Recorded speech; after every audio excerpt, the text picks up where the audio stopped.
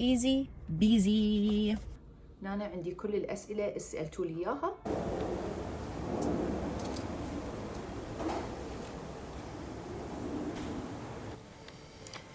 Hello guys, welcome back to my channel. الجديدة هنا لا تنسون تسوون سبسكرايب وثامز اب، واللي بعد ما شاف الفيديو مال السفرة مالتي مال العراق روحوا شوفوا. صار لي 6 أيام من راجعة، ما صار هواية، فبعدها بدمي روحوا شوفوا، راح تتونسون كلش هواية بالفلوج مال العراق. صار لي 15 سنة ما رايحة، فروحوا شوفوا وراح اجاوبكم كم اشياء عن رايي بالعراق، باللي شفته، النظرة الأولى، الثانية، الرابعة، كل شيء. ما ادري صدماتي شويه، يعني كانه بلد جديد دا اشوفه ورا 15 سنه anyway لا تنسون تسوون سبسكرايب، لا تنسون تسوون thumbs up. اكيد راح يعجبكم هذا الفيديو. love you. For me, if you guys don't let me know, I'm just like, okay, well, they did it, did not, and then more than likely, if you don't send me a little reply, I'm gonna send you one until you do. Tell me something about that, so that's always. hello guys، طبعا هسه خلصت مالتي الميتينج، كان عندي شغل ويا مالتي التيم، خلصنا الميتينج مالتنا. عندي شغل شوية أسويه بالأوفيس، شغل مال عقارات، ريل استيت، عالم أخابرهم. اليوم شوية الجدول مالتي بيزي.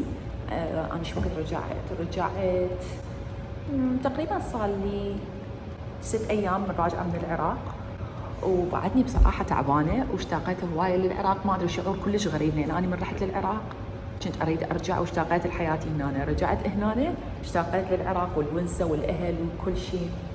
بس يا هذا اللي يصير حاليا، عندي شغل لازم اخلصه. اشوفكم شنو لابسه اليوم. لبست هذا الفستان لان في شيء كلش سريع، قطعه واحده.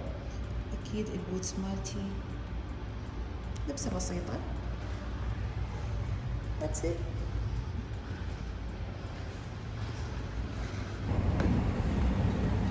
الشمس الحلوه الجميله. طبعا عندنا صيف واحنا بشهر 12. جاكيته مالتي هنا وفوقها زرقاء، يعني كلش هوايه تبين. لازم احطها بالكورنر حتى ما تضوجكم خلصنا ميتينج، وطبعا من طلعت من البيت شفت باكس واصلني جديد. الباكس ريحه. اوكي جايز، هاي الريحه جربتها، لا كنت اعرفها ولا كانت تعرفني، تعرفت عليها كلش حبيتها بصراحه. اي واحد يشمها علي يوقفني يقول لي ثريا شنو دا تستخدمين، شنو ريحتك. طبعا هاي الريحه اللي استخدمها ما قدرت اخذها وياي بالعراق لان باعوا قد باقي بيها، كان خلصت علي هناك. بس وصلتني ريحه جديده. هاي الريحه من دوسير، اسمها اورينتال تباكو. وصدقوني جايز، صدقوني من اقول تبقى على الجسم طول اليوم، تبقى على الجسم طول اليوم. بالنسبه لي من ارش ريحه لازم كمان يو هاف سم، لازم هالقد ارش واتركها على جسمي. واذا شعري مفتوح احط على شعري، اني هذا طبعي، وهذا بكل الريح اسوي نفس الشيء. ايش قد ما تكون الريحه قويه اني كليتهم اعاملهم نفس التعامل.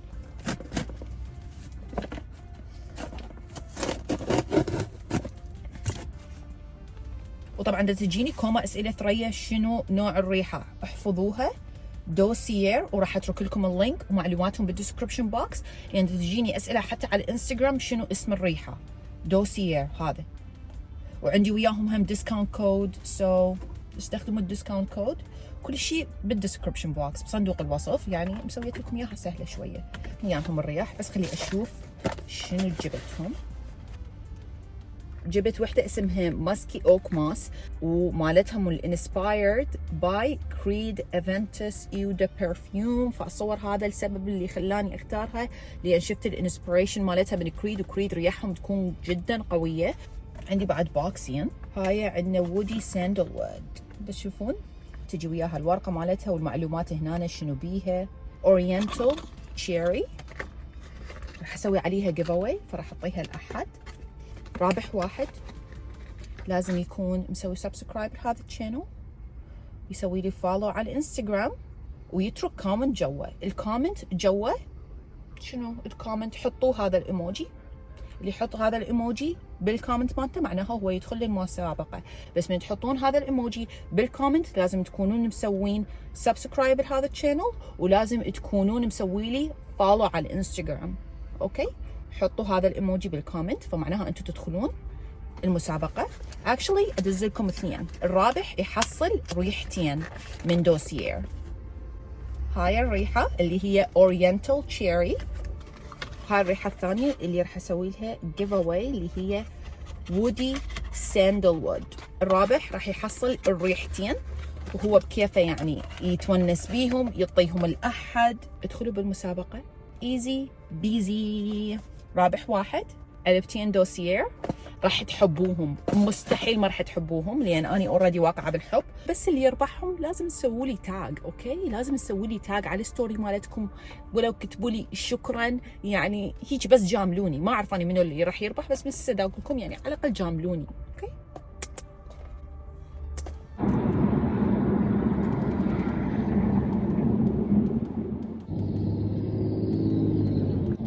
محصورين حاليا في الازدحام.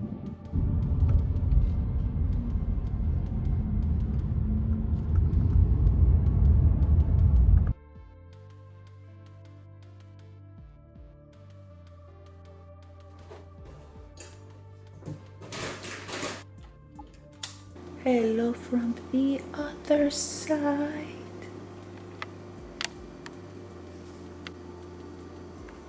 فيانا السموذي.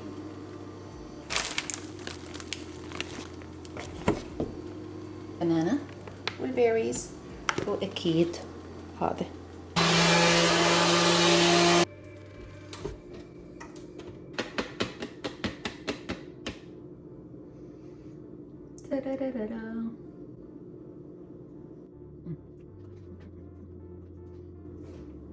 It's so good.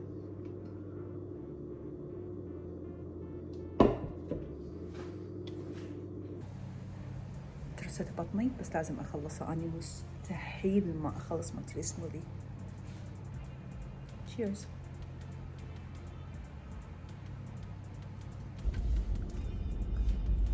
طلعنا على موعدنا الثاني. الدنيا قامت شوية تصير ظلمة بس it's okay. We're all good for this. خلصت شغلي، كنت اشوف واحد من هذول المحلات فارغ، فخلصنا. ما شفناه كليته، لازم ارجع مرة ثانية نشوفه كله.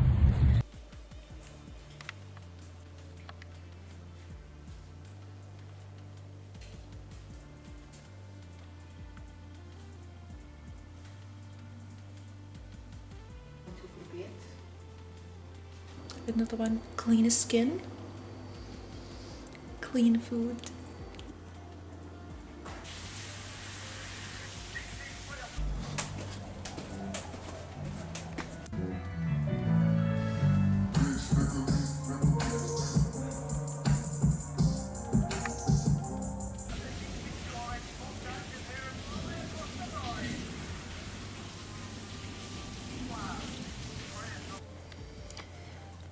واصلتني هاي الاشياء من وايا سيل لانهم هاي علبة مكياج، هسه افتحها واشوفها وياكم ونستخدمها اليوم. دازيلي هاي الريحة، اتصور هاي الريحة اللي دواليبا الفيس مالتها. this one I think so. ودازيلي بعد هنا اشياء حمرة على مسكارة.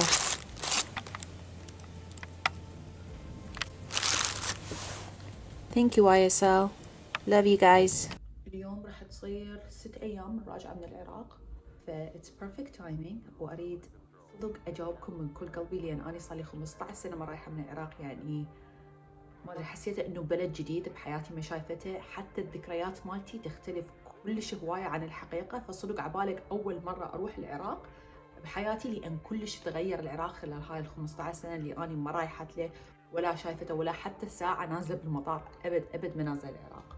طبعا وصلتني كوما اسئله على الانستغرام وقلت لكم كونوا دقيقين بالسؤال. انا عندي كل الاسئله اللي سالتوا لي اياها، اختار بعض من هاي الاسئله واجاوبكم حتى تكون عندكم فكره عن الشيء اللي انا شفته بالعراق، رايي اني بالعراق. سؤال انه شنو اكثر شيء حبيتيه من جيتي غير الاكل؟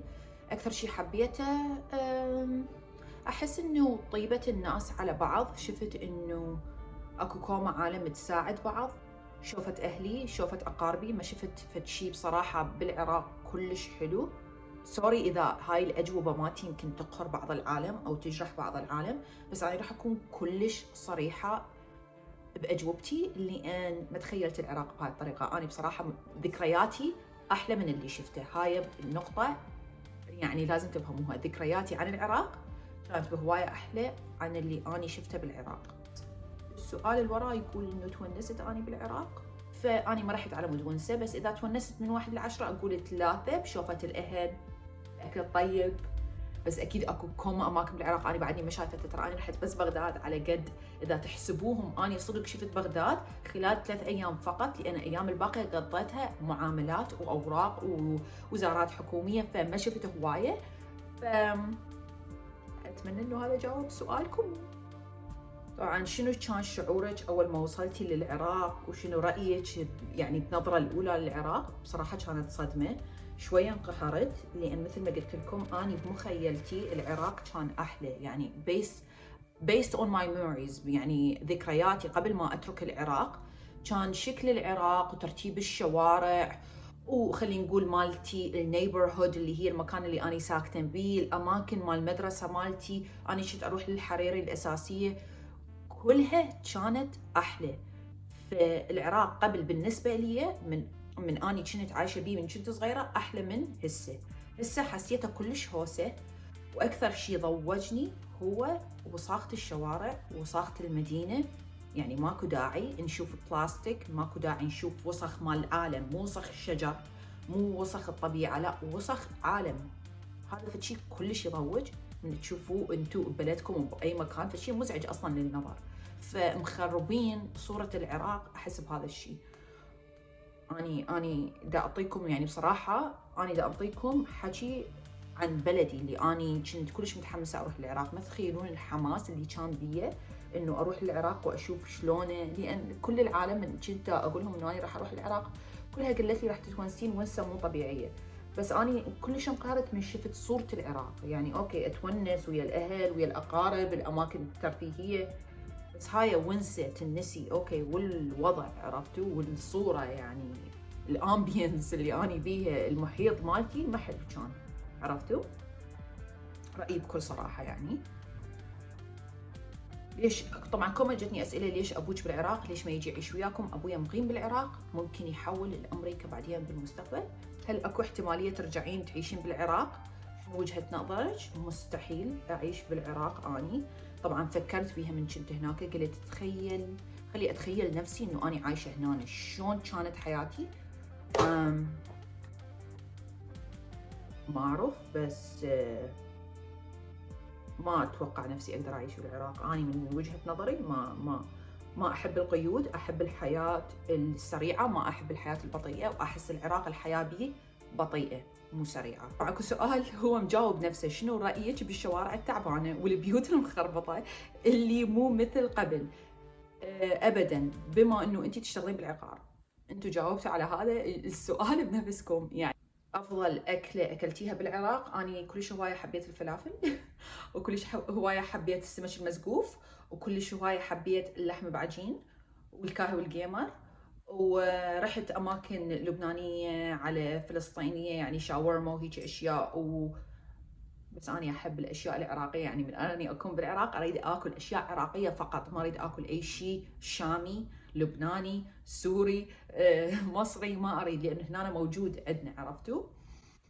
هل حسيتي بالأمان؟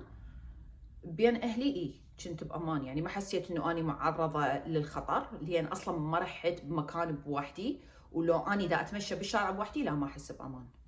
سؤال، تجين مرة الأخ للعراق؟ اي راح اجي، بس راح تكون شوية اطول، لان اني 6 ايام وبصراحة تخربط وضعنا بالعراق كلش، وبسرعة مرت الايام، واحس نفسي انه سافرت ورجعت وما شفت كوم اماكن ببغداد، واني بقيت بس ببغداد.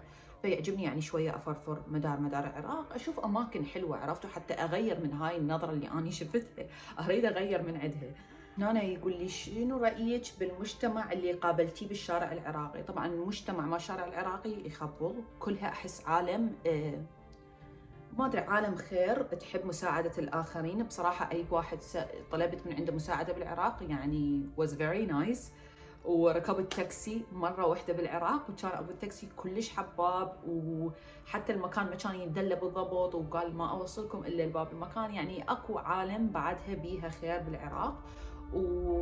again ما قابلت كوما عالم غريبة، بس الأقارب والعالم اللي أعرفهم اللي سولفت وياهم أكو بعضهم عندهم اطلاع واسع عن خارج العراق، يعني الأمور اللي تصير خارج العراق وتطور العالم، واكو عالم ما عندهم أي فكرة عن اللي دا يصير خارج العراق. شنو أكثر شيء اشتقتي له بالعراق؟ بصراحة أنا كنت مشتاقة لبيتي اللي هو كان البيت اللي ربيت بيه، اللي عشت بيه، هذا أكثر شيء كنت متحمسة أشوفه، بس انصدمت لأن البيت صار له سنين ما حد مهتم بيه، كل شيء يفرق، عرفتوا يعني الحياة فرقت بالعراق، حتى البيت فرق، حتى المنطقة اللي مداير بيتنا كانت كليتها أشجار، كليتها بساتين، ماكو بيوت، ماكو محلات، ماكو أي شيء، يعني كنا عايشين بالطبيعة بعز الطبيعة.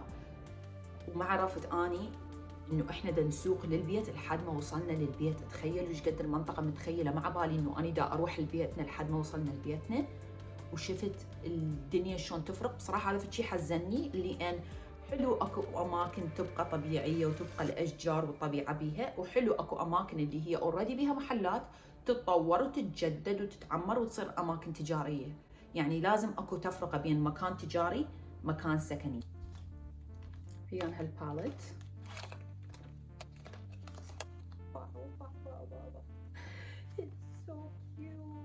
الباكجينج مالتها يخبل، انا عشقت الباكجينج، طبعا هذا اللذر هنا، واو جمال، شوفوا جمال الالوان، المكياج اللي راح اسويه بهاي الالوان كلش خفيف، راح استخدم هذا الاخضر لانه انا شوي لابسه.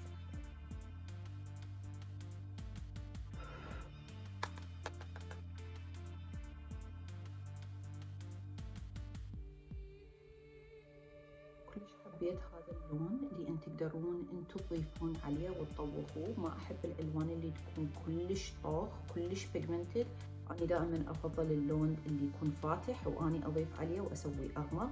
اوكي اول شيء شنو اسم المنطقه مالتكم اللي انتم عايشين بيها؟ احنا المنطقه اللي عايشين بيها صايره على نهر دجله، اسمها 7 ابكار، هاي المنطقه اللي عايشين بيها. هنا شنو رايك بالمطاعم والاماكن مرتبه؟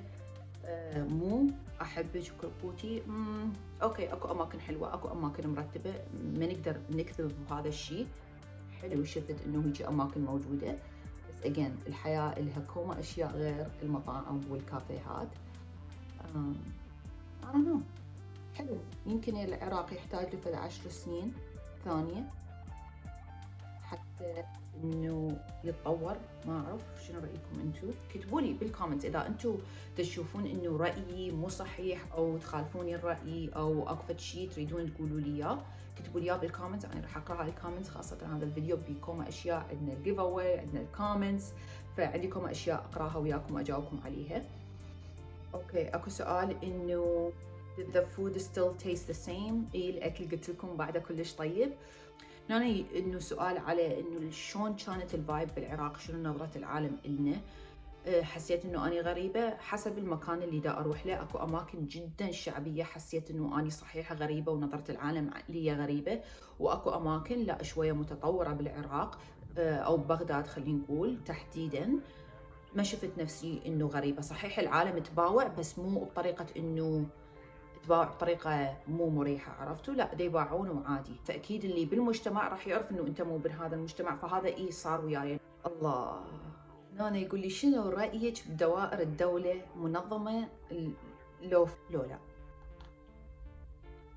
بما انه اني قضيت 4 ايام كليتها دوائر حكوميه على اشياء حكوميه، اني اقول لكم المنظمات والدوائر بالعراق لازم تعرفون أحد يساعدكم بالمكان حتى تخلصون أشياءكم بسرعة، إذا ما تعرفون أحد سالفتكم كلش مطولة، ممكن تاخذ أسابيع، ممكن تاخذ أشهر، لأن مثل ما قلت لكم هناك الحياة بطيئة فكل شيء يطول، بس إذا تعرفون عالم يعني مثل الواسطات، وهاي فشي موجود بكل أنحاء العالم الواسطات طبعا حتى هنا، بس إذا عندكم واسطة بالعراق بالأماكن الوزارية أحسن لكم أريح لكم، هذا رأيي بكل صراحة. راح استخدم شوية من هذا الأبيض،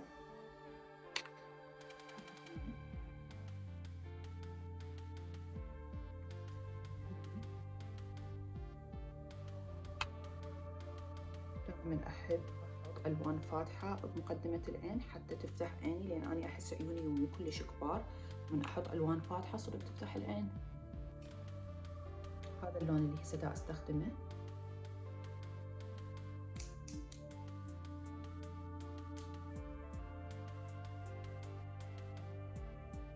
المسكارا اللي دا استخدمها شويه ميني سايز، شويه صعب استخدامها بس خليه نكمل.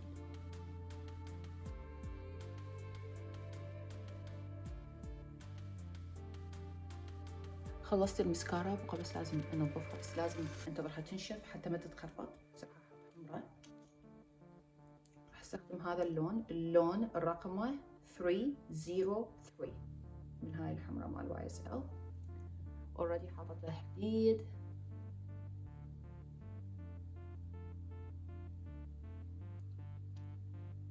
اللون مو كلش هواية حابته، بس نوعية الحمرة كلش حلو، سو سوفت، عبالك بداخلها اكو ترطيب. هذا اللون الثاني اللي هو رقمه 9 اريد اجربه. احس نفس اللون، I'm not sure. خلصنا المكياج، شنو رأيكم؟ اسم المكياج كلش طبيعي، الاخضر درجته كلش ولون الحمرة مو دائما احط هذا اللون، طبعا انتم منتبهين كلش قليل استخدم هاي الالوان، بس بصراحة كلش حبيته. بالبداية مو كلش هواية حبيته، قللته بالكلينكس صار احلى، احس انه مالته اللمعة طفت اكثر من حطيته شوي هيجي كلينكس anyway. خلي اخلص وياكم الاسئلة. هل تعرضتي لتحرش او مضايقات ببغداد؟ التحرش والمضايقات ما تعرضت لها هيجي بصراحة، لأنه ما مشيت بالشارع بوحدي وبس أسمع، عرفتوا يعني الواحد من سمع عادي أغلس عليه. أبويا وأخويا دائما كانوا يمشون وياي بالأماكن اللي العالم تكون قريبة علي، فما واجهت تحرش. هل تحسين صرتي مشهورة إذا جتي بالعراق وتحسين وين أحسن عيشة؟ أحس إنه إذا أعيش بالعراق أكيد راح انشهر أسرع، إعلانات أكثر، الحياة هناك تشهر الواحد أكثر، العالم ما مشغولة بغير أشياء غير السوشيال ميديا، وإذا عندهم انشغال فانشغالهم يكون بسيط، مو مثل هنا الحياة سريعة، العالم ما تدير بال البعض. فيس أنا بالنسبة لي أحس إذا أنا كنت بالعراق أو بدولة عربية ممكن شهرتي تصير أسرع، بس الله أعلم يمكن ما عندي فد شي أعرضه لكم، ماكو فد شي يعطيني حماس، يمكن أصلاً ما أبلش يوتيوب إذا كنت أنا بدولة عربية، بصراحة ما أعرف هذا السؤال، بس من اللي لاحظته الشهرة داخل العراق أسرع. أوكي، السؤال هذا لبسك اللي تلبسيه بأمريكا نفس اللي تلبسيه بالعراق، وهل تعرضتي للتحرش؟ أني بالعراق حاولت ما ألبس أي شيء اتراكتيف، ماكو البس اي شيء يجيب نظر العالم الي، فلبست اشياء جدا بسيطه جدا عاديه. بالعراق ابد ما البس فد شيء يجيب النظر، وتجنبت هذا الشيء، وجود جوب فور مي ف جود. ولا مو نفس اللبس ابد، احس انه هيجي امان اكثر بالنسبه لي من اتخالط ويا الشعب وما اكون وحده غريبه او اريد فد شيء يعني غريب بي بحيث يجيب النظر. ارتاحت اكثر من كنت بسيطه اكثر. اوكي، هنا السؤال صدق يجرح شوي، اللي هو اختلف عندك شعور لما دخلتي العراق؟ حسيتي نفسك تنتمين لهنا للعراق اكثر لو لامريكا؟ باعوا. اني احس انه المكان اللي انتمي اليه هو المكان اللي يكون بيه شغلي، عيشتي، حياتي اليوميه، حياتي الطبيعيه، حياتي السهله اللي احس بيها بالامان، اللي احس انه كل شيء اني اعرفه بالمنطقه هو هذا راح يكون المكان اللي انتمي اليه. شلون اني انتمي لمكان ما اعرف كل شيء عنه، شلون راح احس بالانتماء؟ اني هذا اللي حسيته بالعراق. اللي حسيته بالعراق صحيح اهلي موجودين ولمة العائله كلش حلوه وذكريات شفتها من الماضي، بس هو اصلا العراق شكله وتقاطيعه وشوارعه وكل شيء بيه مو مثل ما اني كنت عايشه بيه. يعني بصراحه تايهه، اني كنت بالعراق تايهه لو ما اعرف اقارب وابويا والكل هناك عايش، فلا ما حسيت نفسي انتمي للعراق. بس اني خارج العراق احس عراقيه اكثر من ما اني داخل العراق. هذا في شيء كلش غريب يمكن لا اقول لكم اياه، بس سيريسلي اني هنا بامريكا احس نفسي عراقيه اكثر من ما اني كنت بالعراق وداخل العراق ومداري عراقيين. ليش؟ ما اعرف. أنا هذا اللي حسيته. شنو شعورك من شفتي والدك بعد كومة غياب؟ طبعا والدي أنا شفته ب 2010 آخر شيء، وهسه شفته 2021، يعني تقريبا صار 10 سنين 11 سنة. كلش فرحت طبعا ابويا، بس احنا دائما نتواصل، يعني انا ابويا دائما اشوفه على الفيس تايم، اشوفه على الفيسبوك مثلا فيديو كول، فما كنت مستغربه بشكله، بس اكيد كلش هوايه فرحت حضنته ابويا يعني اكيد. اكو واحد دا يسالني ثريا انا عايش بهيوستن، هم صار لي 15 سنه ما رايح للعراق، تنصحيني انزل وانصدم؟ لو لا، ما بيها شيء واحد يروح يشوف المكان اللي هو متوقع يشوفه مو مثل ما هو، بس إذا أنت تريد تحافظ على ذكرياتك الحلوة وما عندك أي شيء بالعراق، خلي الذكريات الحلوة صورتها بيها حتى ما تتغير. ولو يعني أنا منمح عن ذكرياتي الحلوة، لا، لحد هسه عندي ذكريات بالعراق ومآمنة إنه هاي الذكريات ما تروح، بس من وصلت لأرض العراق حتى أسترجع ذكرياتي اللي كنت أنا متخيلتها انصدمت بالواقع. هذا اللي صار. فهل أنت مستعد تنصدم بالواقع أو لا؟ حسب، يعني أنا ما تأثرت كلش، ما قمت أبكي. أنا من بكيت بالعراق بكيت اشتياقا لأمي الله يرحمها، لأن أنا من كنت بالعراق كنت عايشة ويا أمي الله يرحمها، وحياتي كليتها ويا أمي، كنت طفلة يعني. فهذا اللي بتشاني أكثر شيء. وضع العراق ومالته السيئات ما بتشتني هوايه، لان الشعب مرتاح هيجي، يعني انا من افتريت بالشوارع وشفت احس الشعب متعايش ويا هذا الوضع، ف مو حزينين هم، عرفتوا؟ الشعب بالعكس فرحانين. التقيت بعالم واقارب يقولوا لي وضع العراق هسه احلى من قبل، وعاجبهم العراق هسه اكثر من قبل. فكل واحد ورأيه الخاص صراحه، يمكن ما تنصدم، يمكن يعجبك العراق اذا ترجع هسه. شو كان إحساسك أول ما شفتي البيت بعد غياب، وهل كان في حنين للماضي؟ 1,000,000%. إيش قد ما هو البيت متغير، إيش قد ما هو العراق متغير، أكيد حنيت. يعني بلدي كنت بصراحة كنت أريد أبقى فترة أطول، كنت أريد أشوف بعد أكثر وأكثر وأكثر، لأن بالنسبة لي كان كل شيء جديد. حد من نركب بسيارة ونروح من مكان لمكان، أنا عيوني ما تنزل عن الشارع، أبقى أباوع شكو ماكو، لأن دا أستكشف أنا، يعني كل شيء دا أشوفه فشي جديد. ذكرياتي تختلف عن الواقع، فكان مو كله استكشاف، عرفتوا؟ زاد وزنك بالعراق؟ لا، ما زاد وزني، بس اشتاقيت للرياضة، اشتاقيت للروتين مالتي، بس ما زاد وزني. حسيت أبوك كلش فرحان بيكم، مكيف فيكي جيتوا عليه؟ طبعا أكيد، طبعا أبويا الله يحفظه، طبعا من الصبح لليل هو ويانا، ما يريد يتركنا ولا لحظة، وبس يفرفر بينا وبس يشوف لنا أشياء. يعني أنا ليش ما سويتي تجمع بالعراق وإحنا ونشوفك واحنا المتابعين؟ كوما اجتني اسئله ثريا خلينا نلتقي سوي تجمع. صدقوني اني اسبوع قبل ما اسافر للعراق يلا حجزت التكت وعرفنا انه احنا راح نسافر، واني بقيت 6 ايام بالعراق وكليتها كانت معاملات، فما كان عندي وقت ابد. احسك ما فرحانه ومتلهفه على جية العراق يعني بالفيديو مالتي. صراحة مصدومة، أنا الفيديو كله كانت نفسيتي صحيح ما مرتاحة، ليش أكذب؟ ما كنت مرتاحة، ما كنت طايرة من الفرح، لا كنت مصدومة باللي مداري، لأن صورة العراق اللي كانت ببالي كلش هواية تفرق. طبعا هذا السؤال كلش حلو. شنو ردت فعل قرايبك بالعراق على طريقة حياتك وستايلك؟ أكيد مختلف. طبعا قرايبي يباعوني على اليوتيوب. I love you guys so much، وأحبكم ومشتاقة لكم already، وإن شاء الله أشوفكم قريبا.